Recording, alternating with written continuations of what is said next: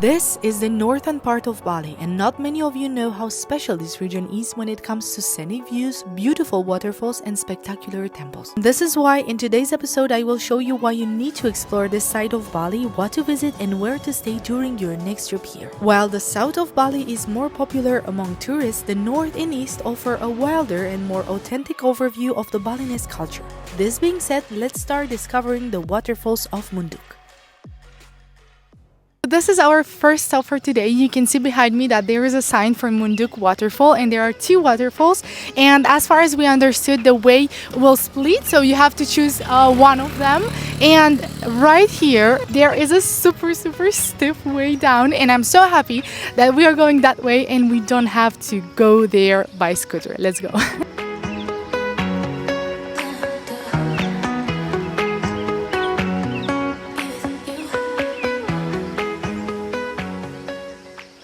I am honestly surprised to see how accessible the way is in here. So you can see that I don't know, you cannot see, but I'm wearing flip-flops, and usually when you are going to see a waterfall you have to wear sportswear because it's easier for you, and in the same time you are in the forest and the jungle, so you have to be prepared with some bug spray or with some long sleeves for you to be 100% safe.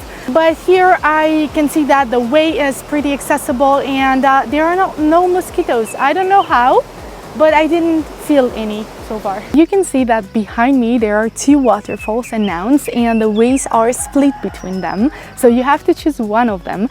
We have the Golden Valley and the Red Coral, and we were told that the Red Coral is more beautiful but in the same time more touristic. So we are first going to go to the Golden Valley, and we'll see if we still have time for the second one. Let's go.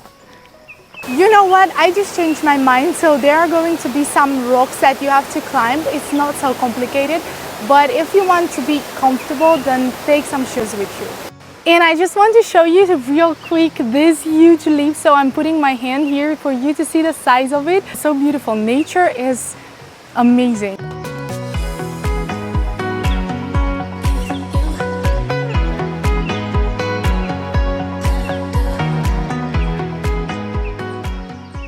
We finally made it to the waterfall. It was so worth it because the way is not difficult at all, and look how beautiful it is. I cannot believe it's so beautiful. Wow, you have to come here. So I made it all the way to the front, and it is so refreshing to stay here because small water drops are touching you due to the waterfall. It's also very humid here, and wow, I love the feeling. It's so beautiful.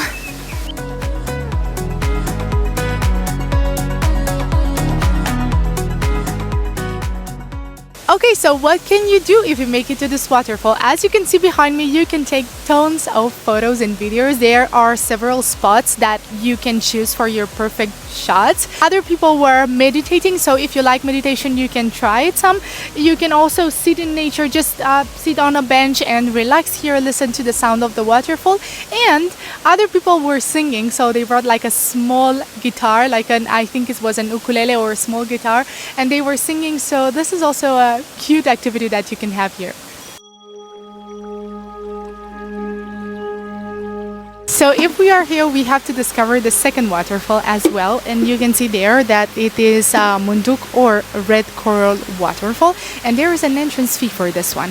So for the first one, for the Golden Valley, you have a donation box where you can donate as much as you want, while for this one you have an entrance fee that you are going to pay. So you can see that for the tourist is 45,000 Indonesian rupiah. Indeed, you can see that there are a lot more people in here, and we were advised not to swim under the waterfall because it is very strong, which is normal, but keep this in mind if you are going to visit waterfalls for the first time. Before I show you the most beautiful hidden temple in Bali, I want to tell you more about the accommodations in this area. We stayed at Munduk Plantation, and I was mesmerized by their infinity pools. This resort is a perfect choice for your stay in the north of Bali as it has great location being close to these two waterfalls we just visited and the temple I will tell you about in a few seconds. We stayed in a pool villa with jacuzzi and witnessed the most beautiful sunsets and sunrises. They also have a coffee plantation which we will visit together at the end of this video. Don't forget to like this video and subscribe to my YouTube channel for more unique recommendations like this one.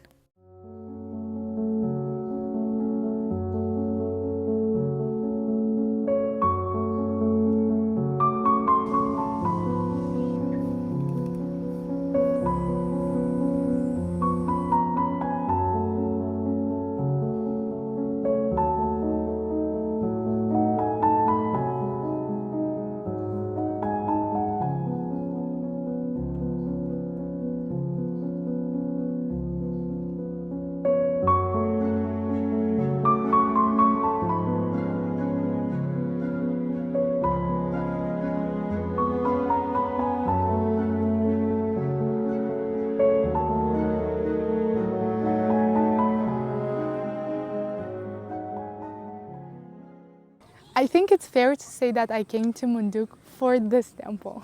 I absolutely love the energy of this place. So there are some locals with music and taking a picnic, and people are coming from different parts of Indonesia and even from Bali in here because it's so relaxing and so beautiful.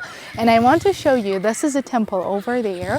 We will go closer to the temple in a few seconds, but I want to show you that there are also some tents in the back and some boats. So I think this place is suitable for many activities, even if you want to relax, if you want to stay overnight, if you want to come with your family, friends, or simply visit a temple. So I highly recommend it.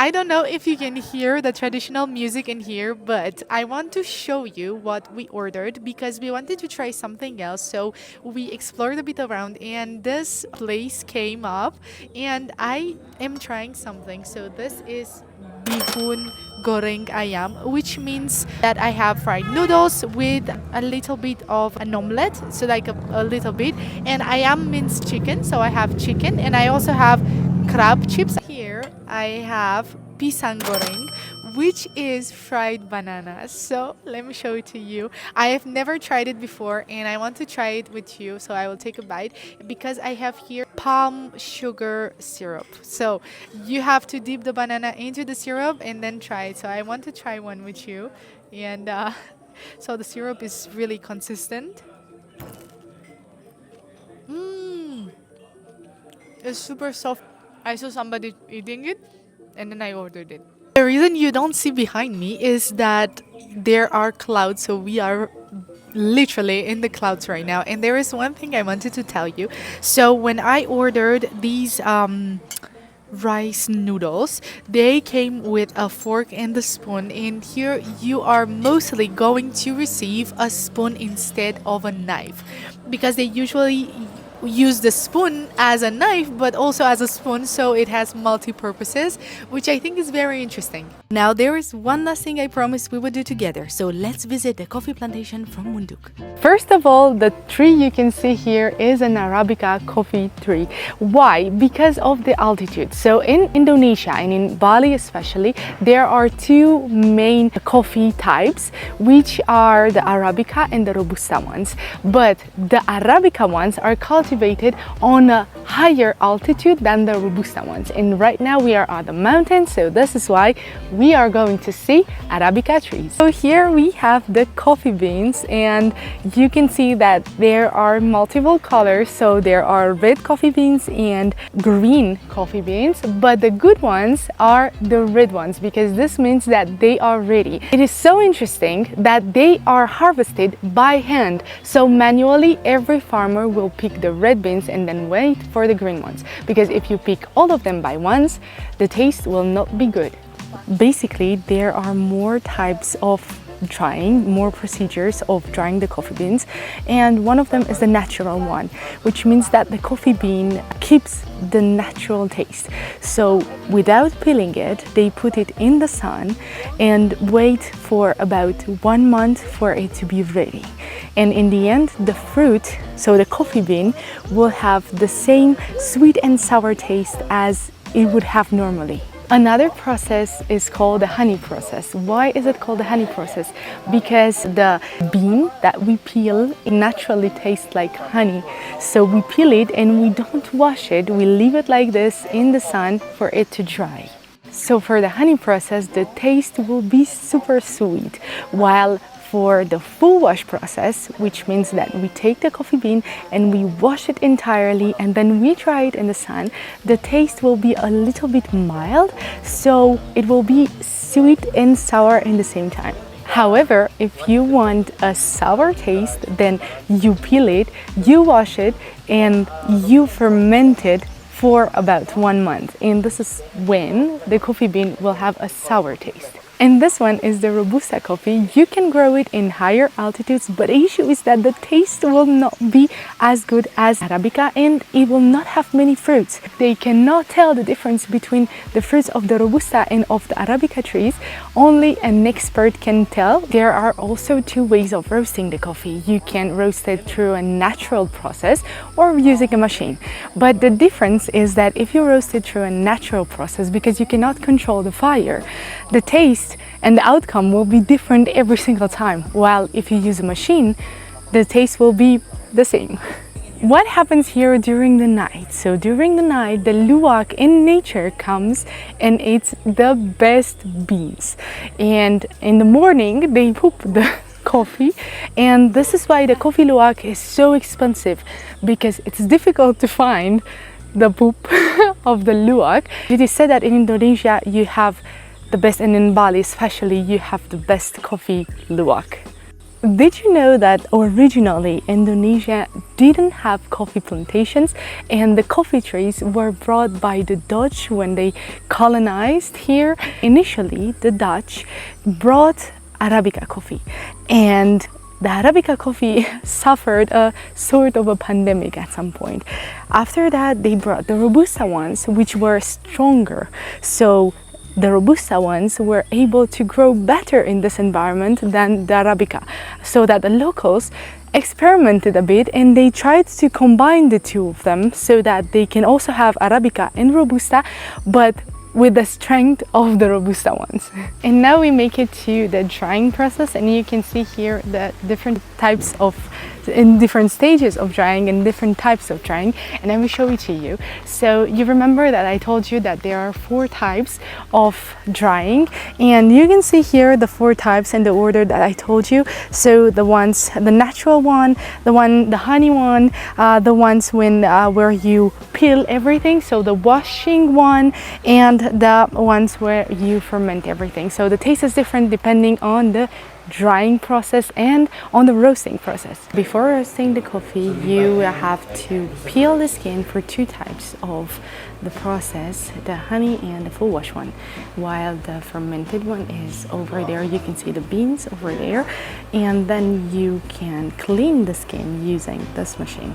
Then you have the final product, which looks like this, but this is not yet ready to be roasted, because before this you need to separate them with your hands, because you separate the male and the female parts, the male and the female beans, so that you can roast them differently. I hope you enjoyed today's video, so if you liked it, don't forget to give it a thumbs up, and if you want to know more about other unique places in Bali or in Indonesia, subscribe to my YouTube channel. See you next time!